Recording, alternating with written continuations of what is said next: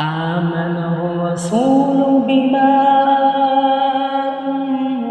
أنزل إليه من ربه والمؤمنون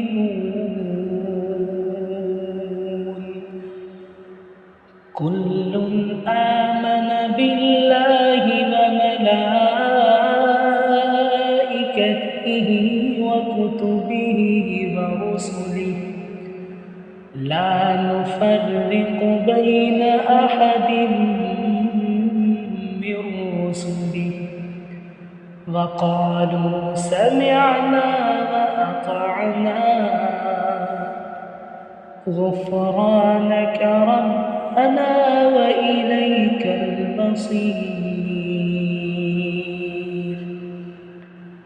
لا يكلف الله نفسا إلا وسعها لها ما كسبت وعليها ما اكتسبت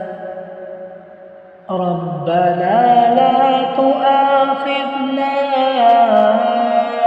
إن نسينا أو أخطأنا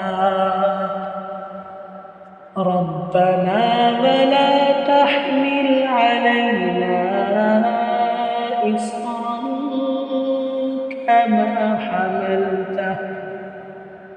إصرا كما حملته على الذين من قبلنا ربنا ولا تحملنا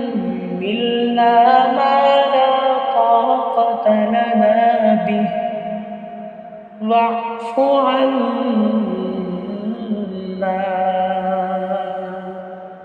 واغفر لنا